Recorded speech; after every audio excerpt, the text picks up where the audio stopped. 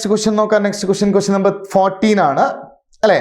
14th question നമ്മൾ oscillation എന്ന് പറയുന്ന ലെസണിലുള്ള ഒരു ക്വസ്റ്റ്യൻ ആണ്. നമ്മൾ 14th ക്വസ്റ്റ്യൻ വന്നിരിക്കുന്നത് ഓസിലേഷൻ എന്ന് പറയുന്ന ലെസണിലുള്ള ഒരു ക്വസ്റ്റ്യൻ. അതിൽ സിമ്പിൾ പെൻഡുലത്തിന്റെ കേസാണ് അല്ലേ. അപ്പൊ നമുക്ക് ആ ക്വസ്റ്റ്യൻ ഒന്ന് നോക്കാം. A simple pendulum is placed at A place where its distance from Earth's surface is equal to the radius of Earth.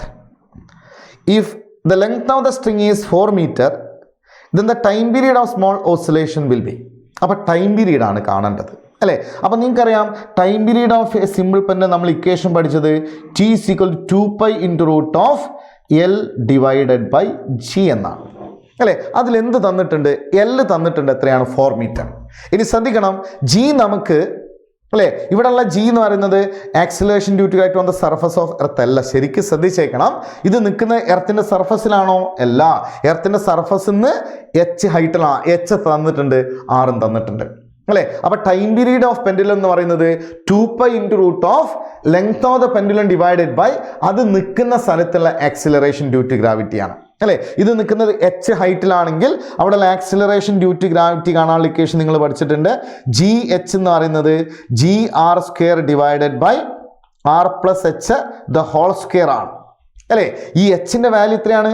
Surface equal to radius of earth ആണ്. H ഈക്വൽ ടു R ആണ്. അപ്പോൾ നമ്മളിവിടെ കൊടുത്താൽ GR² by ഈ Hന്റെ സ്ഥാനത്ത് R എന്ന് കൊടുത്താൽ R plus R 2R എന്ന് വരും. 2Rന്റെ സ്ക്വയർ 4R² എന്ന് വരും അല്ലേ. ഈ R² കട്ട് ചെയ്തു പോകും അല്ലേ. അപ്പോൾ നമുക്ക് GH ഈക്വൽ ടു എന്ത് വരും?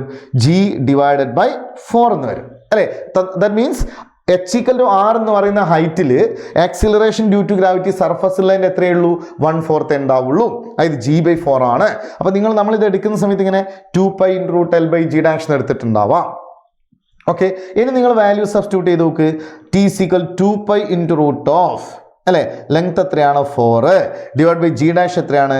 G/4 അല്ലേ. So that's equal to 2π into root of 16 divide by G എന്ന് വന്നു അല്ലേ. അവർ പറഞ്ഞിട്ടുണ്ട് ആ G എന്ന് പറയുന്ന വാല്യൂ എത്രയാണ്? π² ആണെന്ന് പറഞ്ഞിട്ടുണ്ട് അല്ലേ.